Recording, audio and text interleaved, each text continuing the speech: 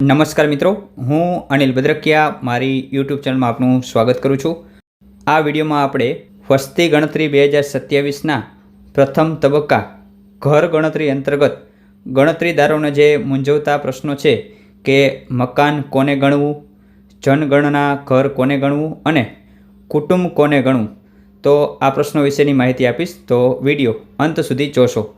અને હા, વિડીયો ગમે તો વિડીયોમાં લાઇક અને કમેન્ટ જરૂરથી કરજો, તેમજ ચેનલમાં નવા હોય તો ચેનલને સબસ્ક્રાઈબ કરી બેલ આઇકન જરૂરથી દબાવી દેજો। તો ચાલો વિડીયોની શરૂઆત કરીએ।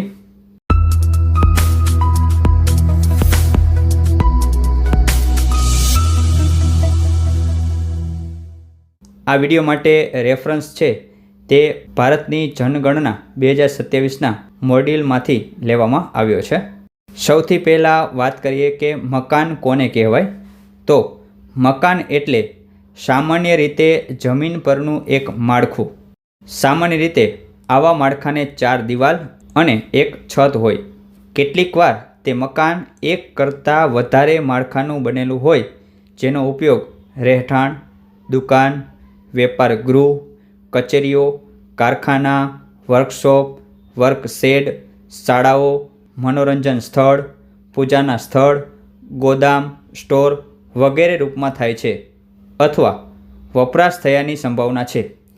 એ પણ શક્ય છે કે મકાનોને એક કરતાં વધારે માળખા હોય અને તેનો એક કરતાં વધુ રીતે ઉપયોગ થતો હોય। ઉદાહરણ તરીકે રહેઠાણ સાથે દુકાન, રહેઠાણ સાથે વર્કશોપ, રહેઠાણ સાથે કચેરી, રહેઠાણ સાથે ડૉક્ટરનું ક્લિનિક, રહેઠાણ સાથે ટ્યુશન સેન્ટર, રહેઠાણ સાથે બ્યુટી પાર્લર વગેરે।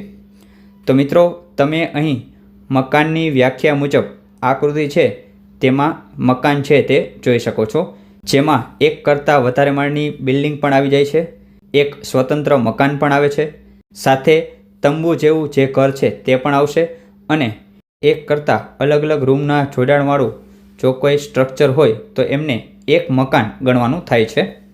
હવે વાત કરીએ કે જનગણના ઘર કોને કહેવાય, તો જનગણના ઘર એટલે મકાન અથવા મકાનનો એવો ભાગ છે કે જે અલગ એકમ તરીકે વપરાતો હોય અને જેનો મુખ્ય પ્રવેશદ્વાર અલગથી રસ્તા પર કે સહિયારાવાડામાં અથવા સીડીઓમાં ખુલતો હોય। બની શકે કે જનગણના મકાન ખાલી હોય અથવા અન્ય ઉપયોગમાં આવતું હોય। આનો ઉપયોગ રહેઠાણ અથવા બિન રહેઠાણ અથવા બંને તરીકે કરી શકાય। જો મકાનને સંખ્યાબંધ એપાર્ટમેન્ટ અથવા બ્લોક હોય જે એકબીજાથી સ્વતંત્ર હોય અને તેમનો પોતાનો અલગ પ્રવેશદ્વાર હોય, જે રસ્તા, સહિયારી સીડીઓ અથવા મુખ્ય દરવાજા તરફ જતા સહિયારા વાડામાં ખુલતો હોય, તો તેમને અલગ અલગ જનગણના ઘર તરીકે ગણવામાં આવશે। તો મિત્રો, તેનું એક ઉદાહરણ તમને અહીં આકૃતિમાં આપેલું છે કે એક મકાનની અંદર 3 અલગ અલગ રૂમ છે, જેના 3 અલગ અલગ પ્રવેશદ્વાર છે, એમાં 3 અલગ અલગ વ્યક્તિઓ રહે છે। તો અહીં એક મકાનની અંદર 3 જનગણના ઘર છે તે આવશે। હવે વાત કરીએ કુટુંબની, તો કુટુંબ સામાન્ય રીતે એવી વ્યક્તિઓનો સમૂહ છે કે જેઓ સામાન્ય રીતે એક સાથે રહે છે અને એક જ સહિયારા રસોડે જમતા હોય, સિવાય કે તેમને આમ કરવામાં કામની જરૂરિયાત મુજબ ન કરે। કુટુંબ એવી વ્યક્તિઓનું હોય છે કે જેઓ પરસ્પર સંબંધી હોય અથવા ન હોય, અથવા તો બંનેનું મિશ્રણ હોઈ શકે છે। તેમ છતાં જો કોઈ જનગણનાના મકાનમાં એવી વ્યક્તિઓનો સમૂહ રહેતો હોય કે જે એકબીજા સંબંધિત ન હોય અને એક રસોડે જમતો ન હોય, તો તેઓ એક કુટુંબના સભ્યો ગણાશે નહીં। આવી દરેક વ્યક્તિને અલગ કુટુંબ તરીકે ગણવી તે એક કુટુંબના છે કે કેમ તે શોધવાની મહત્ત્વની કડી સહિયારું રસોડું છે। કુટુંબ એક સભ્યનું, 2 સભ્યોનું અથવા ઘણા સભ્યોનું હોઈ શકે। તમને 3 પ્રકારના કુટુંબો જોવા મળશે: 1 સામાન્ય, 2 સંસ્થાકીય અને 3 ઘર-બાર વગરના।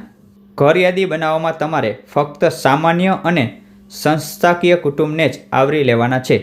તો અહીં જે પ્રથમ તબક્કો હાલ છે તેમાં તમારે સામાન્ય અને સંસ્થાકીય કુટુંબનો સમાવેશ કરવાનો છે। તો કુટુંબની ટૂંકમાં વ્યાખ્યા કરીએ તો જેમનું રસોડું અલગ એમને અલગ કુટુંબમાં ગણવા। તો મિત્રો, મને આશા છે કે આ વિડીયોમાં જે પણ માહિતી આપવામાં આવી તે તમને સમજાઈ ગઈ હશે. તમારા કોઈ પ્રશ્નો હોય તો કમેન્ટ કરી જરૂરથી જણાવજો. ફરી મળીશું કોઈ નવા વિડીયોમાં. જય હિન્દ, જય ભારત.